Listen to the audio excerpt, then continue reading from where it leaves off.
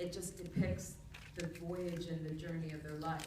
So it's pretty crazy that one choice, one step can change your whole life. And I think that everybody in here can relate that one particular choice in your life has altered the outcome of whatever has come next. And I think that in this movie, you've done an incredible job, and the rest of the crew and cast have done an incredible job, that you can really, really see that. And there's a couple characters that you're like, oh, why do they sound the same in both worlds? It's because they're the same person.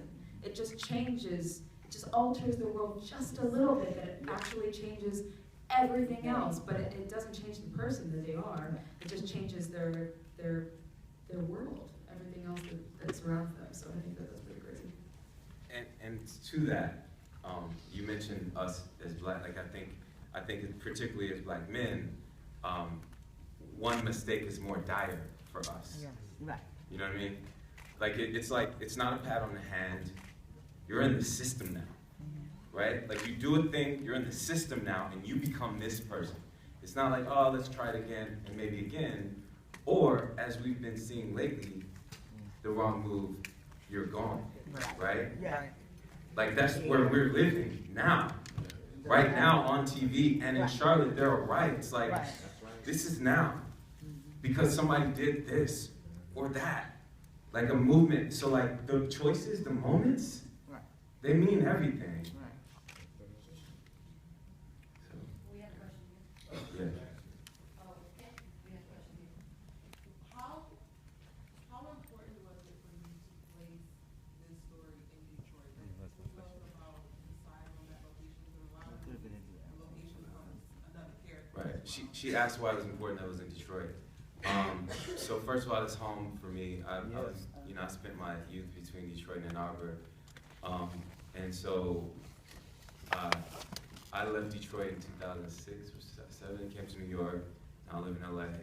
But I've seen what's happening in Detroit. Detroit is changing drastically.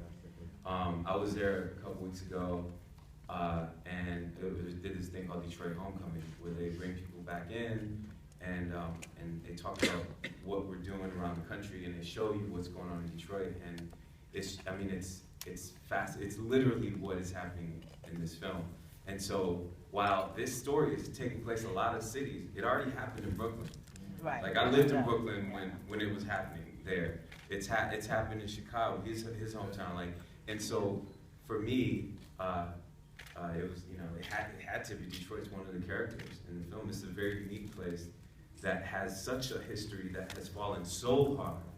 I don't know if there's another major city that's done that. But that's why we're doing this film. Like we're creating initiatives as a part of this film. One of them, you guys could look up Project Destined, something we're working on where an investor saw our film at one of the festivals and became interested in what was going on in Detroit, and asked me to bring them there.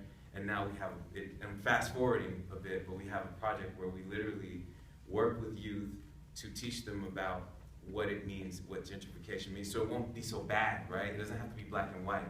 It could be like these high school students learning how to, learning about development, learning about their credit, learning from 13 to 18, and we bring investors in from all over that literally purchase a property with these kids, take them through the process of renovating or building it, and make them minority owners in said property. So, and that will be reflected in a scholarship for them. So by the time they go to college, these students can say, I own property in Detroit and I'm a part of it coming back. So instead of it being this big bad man coming in and pushing me out, like we're a part of it. So we started our first team. We'll talk more about Project Destined.